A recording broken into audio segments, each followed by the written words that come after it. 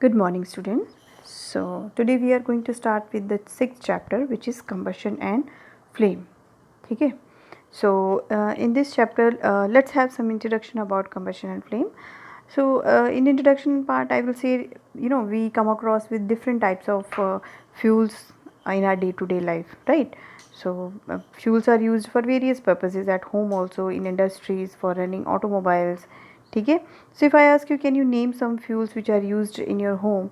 So in your home as well as in the industries, in the automobile. So you simply say that at home we use CNG, right? At this um, sorry, at home and not in auto rickshaws we use CNG. ठीक है. At home we use LPG. In automobiles we used that petrol and diesel, right? So these are the different fuels which are used. Okay. So there are some differences also in the fuels burning. Some fuels they burn with the flame, some fuels they do not have flame when they burn. For example, if I talk about the candle, when it burn it is having a flame.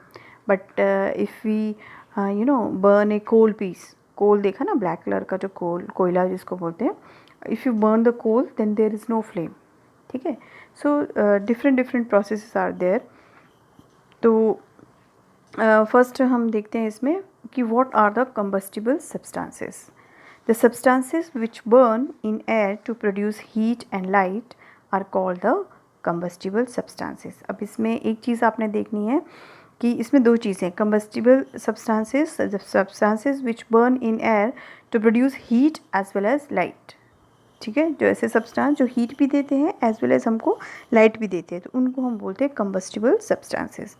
For example wood, coal, charcoal, kerosene, petrol, diesel, liquefied petroleum gas LPG, and CNG, which is compressed natural gas. You must know the full forms of this LPG and CNG.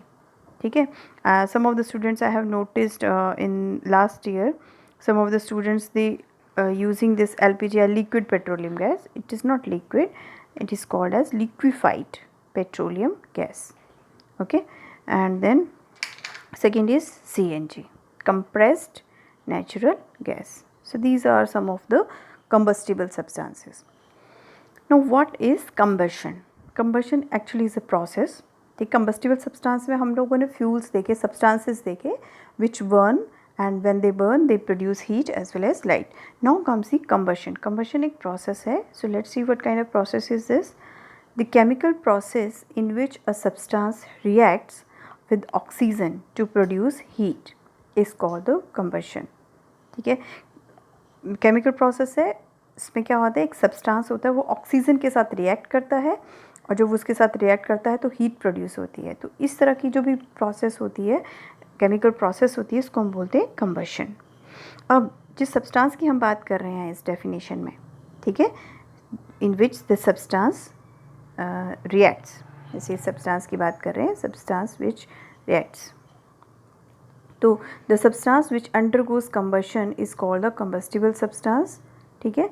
And is also called a fuel. तो fuel और combustible substance को आप one and same thing आप इसको बोल सकते हो. Sometime light is also produced during combustion, so either as a flame or as a glow. तो कई केसेस में, जैसे हमने क्या बोला, हीट और लाइट प्रोड्यूस करते हैं, तो कई केसेस में जो हीट प्रोड्यूस होती है, जो लाइट प्रोड्यूस होती है सॉरी, तो वो फ्लेम की फॉर्म में हो सकती है, और समटाइम वो सिर्फ एक ग्लो जैसा हो सकता है. ठीक है. सो air, but the thing is already you have studied in 7th standard that air is necessary for combustion. कि अगर एयर नहीं होगी तो कंबशन होती नहीं है. एयर मतलब एयर में भी हमको क्या चाहिए, oxygen, presence of oxygen. So air is a necessity for combustion, process of combustion. अब एक एक्टिविटी है, air is necessary for burning. This activity is also given in your text book.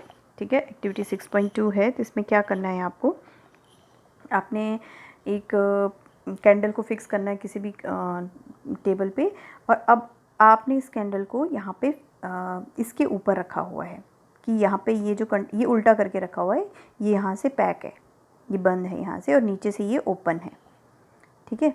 तो ये जो है, ये यहाँ से इसका मुंह खुला हुआ है, और यहाँ से ये पूरा बंद है, आपने उल्टा करके जो है इसको इस कैंडल के ऊपर रख दिया है, लेकिन यहाँ से जो है ये एयर पास हो रही है इसको, ठीक है, बिकॉज आपने इसको ये एक स्टैंड के ऊपर रखा हुआ है। ये चीज़ अगर आप अपनी टेक्स्ट बुक में देखोगे तो और क्लियर हो जाएगी आपको, ठीक है।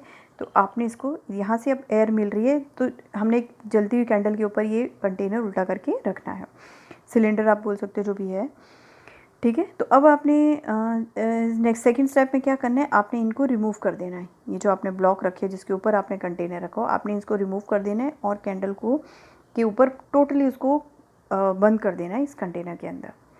तो आप क्या देखोगे, थोड़े टाइम के बाद जो है ये जो कैंडल है विच वर बर्निंग, तो वो कैंडल जो होगी वो उसका फ्लेम बुझ जाएगा, ठीक है, स्मोक आने स्टार्ट हो जाएगी।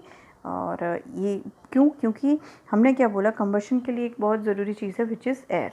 अगर एयर नहीं होगी तो उसको ऑक्सीजन नहीं मिलेगा, ऑक्सीजन नहीं मिलेगा तो कंबशन जो होगा वो नहीं होगा, ठीक है। तो इसलिए air is necessary for burning. तो you have to go through this activity which is also given in your textbook, ठीक है।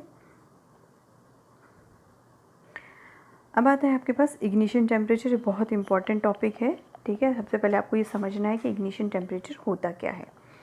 बहुत सिंपल है, एक ऐसा टेम्परेचर जिसके ऊपर जब वो टेम्परेचर बॉडी एक्वायर कर लेती है तो उसके बाद वो सब्सटेंस कैच कर लेता है फायर को।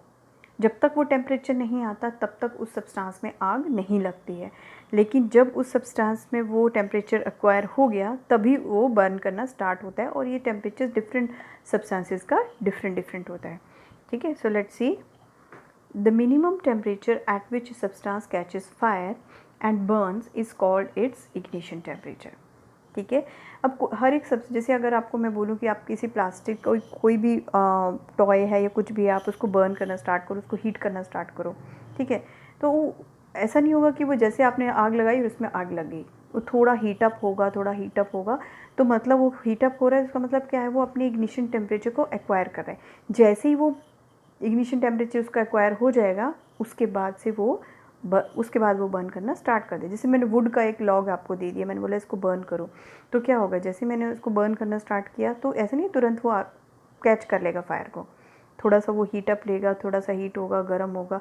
जब उसका वो इग्निशन टेम्परेचर एक्वायर हो जाएगा उसके बाद वो बर्न करना स्टार्ट करेगा। जैसे एग्जांपल देती, आप एक पेपर ले लो और आप एक छोटा सा वुड का लॉग ले लो, आपने दोनों को आग के ऊपर रख दिया, तो क्या होगा, आप देखोगे कि पेपर तो तुरंत आग पकड़ लेता है। क्यों? क्योंकि पेपर का जो इग्निशन टेम्परेचर है वो बहुत लो है और वुड का जो है वो थोड़ा ज़्यादा है उसके कंपेयर में। तो इसी तरह से हर एक ऑब्जेक्ट का, हर एक सब्सटेंस का जो इग्निशन टेम्परेचर होता है, जो मिनिमम टेम्परेचर है जिसके ऊपर वो आग को पकड़ता है, वो सबका डिफरेंट होता है। So this is the ignition temperature, the minimum temperature at which substance catches fire and burns is called its ignition temperature. Okay, a substance will not catch fire and burn if its temperature is lower than its ignition temperature. Same thing if the substance have not acquired its ignition temperature, until and unless it will not start burning. So different substances have different ignition temperature, that I told you with the example. For example, the ignition temperature of kerosene is less than the ignition temperature of wood.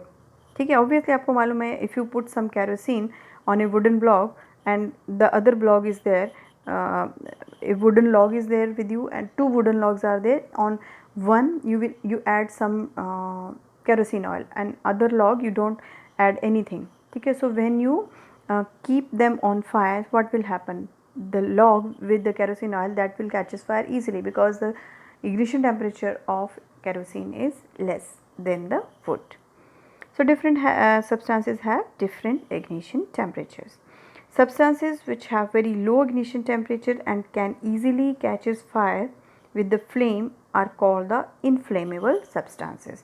You might have seen many objects, many substances, many containers and many things where you have that written on that highly inflammable. इसका मतलब क्या होता है कि इनका ignition temperature जो है बहुत लो है, वो जल्दी से आग पकड़ सकते हैं। So this is the meaning of inflammable. For example, petrol, alcohol, LPG, CNG, right? So this is the meaning of inflammable substances.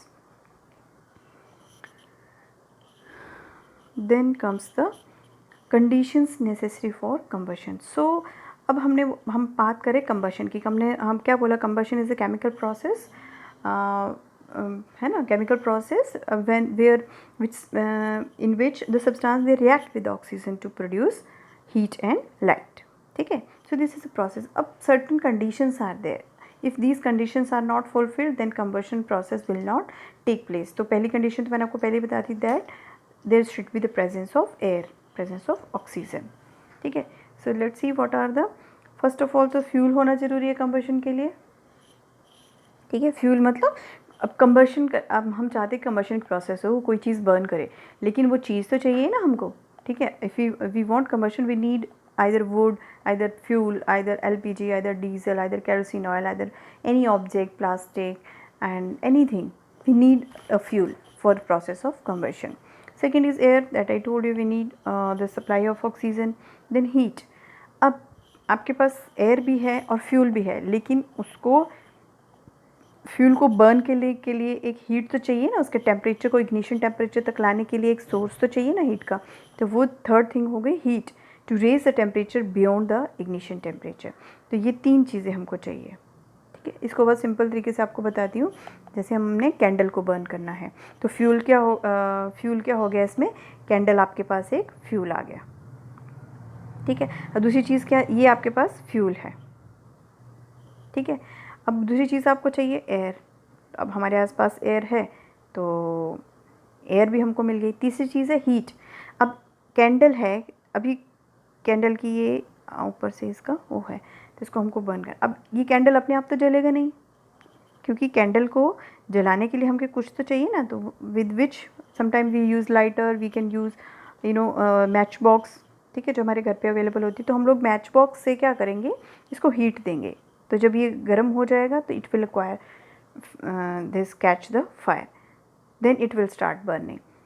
तो fuel, this candle, air which is around us and heat is given by the match box. ठीक है, so 3 things are required for the process of combustion. अब आता है कि how do we control fire. ठीक है, आपको मालूम है, बहुत कॉमन सी चीज़ आपने पढ़ी हुई है कि फायर एक्सटिंग्विशर्स आपके स्कूल में भी लगे हुए हैं। बहुत सारी ऑर्गेनाइजेशंस हैं, कंपनीज़ हैं जहाँ पे फायर एक्सटिंग्विशर लगे होते हैं। एमरजेंसी प्लेसेस पे, पेट्रोल पंप है, तो डिफरेंट जगह पे भी जो फायर एक्सटिंग्विशर होते हैं। तो ये कैसे आग को बुझाते हैं, that we have to see how we. अब कहीं पे भी आग लग जाती है तो हम कैसे आग को बुझा सकते हैं। बहुत सारी चीज़ें हैं, तो let's see the condition necessary for producing fire are. कौन सी ऐसी कंडीशंस हैं जो फायर को प्रोड्यूस करती हैं। एक तो फ्यूल होगा जो कि बर्न हो रहा है, दूसरा एयर होगी, तीसरा है हीट। ठीक है, सॉरी, फायर एक्सटिंग्विशर की मतलब यहाँ पे फायर एक्सटिंग्विशर का मतलब है कि एक ऐसी चीज़ जो आग को बुझाती है। ठीक है, तो सिंपली इसने बोला है water is the most common fire extinguisher, it can be use only when materials like would, paper, etc. are on fire. Water cannot be used if electrical equipments are on fire because water conducts electricity and can harm those trying to put out the fire. ठीक है, ये बहुत ध्यान रखने वाली बात है। So whenever there is electric short, electric spark is there, है ना, so short circuit is there, so you cannot use water in that case. What will happen, the electricity that will come to the water in which you are throwing, और वो water से अगर आपने touch किया तो you can also get the electrical shock. So water cannot be used in case of electrical equipments. Water cannot be used to put out oil and petrol fires because they float on water and continue to burn. अब आपको एक और भी आपने देखा होगा, videos देखे होंगे या कहीं पढ़ा होगा कि जैसे समटाइम बहुत घर का एग्जांपल देती हूँ कि at home if your mother is cooking the food, तो आपने ऑयल गैस पे रख दिया, कढ़ाई रख दिया, उसके ऊपर ऑयल डाल दिया और गैस फुल है. Sometime what happens, she went to attend the phone or somebody have come and she just busy in some other and she forgot. So what will happen after some time, when the oil that acquire its ignition temperature, it will start burning. तो कढ़ाई में एकदम से आग लग जाएगी. तो अब हमारे दिमाग में उस समय कि आग लगी है तो पानी डाल दो. So if we throw water, then what will happen, that water cannot stop that fire. What will happen, water जो होता है वो ऑयल से हैवी होता है, तो क्या होता है कि जैसे हमने उसके ऊपर वाटर डाला तो वाटर नीचे चला गया और वो ऑयल उस वाटर से ऊपर आ गया, और आग जो लगी होती है वो ऑयल में लगी होती है, तो ऑयल नीचे चला गया, ऑयल ऊपर सॉरी वाटर नीचे चला गया और ऑयल उसके ऊपर फ्लोट करने लग गया, और आग तो ऑयल पे लगी, तो that can not help to stop the fire. In that case we can not use that water to stop the fire. वो उसको और भी बढ़ा देगा, क्योंकि वाटर डालने से क्या होगा, ऑयल के छींटे इधर उधर गिरेंगे, और बिकॉज ऑयल पे आग लगी हुई है तो वो आग जो होगी वो छींटे इधर उधर पड़ेंगे, तो दूसरी जगह को भी आग जो है वो दूसरी जगह भी पकड़ सकती है. So in that cases we should not use water. Second is by using carbon dioxide. Carbon dioxide is the best fire extinguisher to put out fire caused by inflammable materials like oil and petrol and electrical equipment. तो जो हमने बात करी जहाँ पे हम water use नहीं कर सकते वहाँ पे क्या यूज़ करते हैं, fire extinguisher where the CO2 is filled. Carbon dioxide is heavier than air. It covers the fire and cut off the supply of oxygen, right, and puts out the fire. ठीक है, अब air से ये heavy होती है तो क्या करती है, ये पूरे उसको कवर कर लेती है, ऑक्सीजन की सप्लाई को जो है वो स्टॉप कर देती है. Carbon dioxide is stored at high pressure as liquid in cylinders. तो ये जो सिलेंडर्स होते हैं इसमें ये लिक्विड फॉर्म में रखी जाती है, ठीक है, but this is kept at very high pressure. Chemicals like sodium bicarbonate, that is baking soda, potassium bicarbonate, produce carbon dioxide near the fire. So this was the methods to controlling the fire by using water, by using carbon dioxide. ठीक है, next हम देखेंगे types of combustion in next video. Till then you have to go through this.